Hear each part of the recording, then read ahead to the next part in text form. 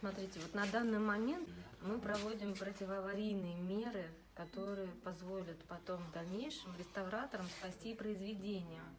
Поэтому сколько времени займет реставрация в целом, конкретно будет определяться, когда картины попадут в отделы реставрации в Москву, в Петербург.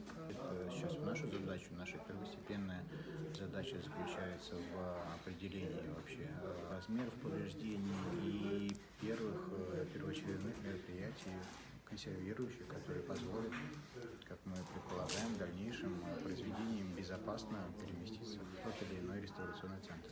Вещи горелые, и, во-первых, это очень долгое восстановление, потому что там этот сам процесс укрепления, он проходит очень долго, это буквально сантиметр за сантиметром.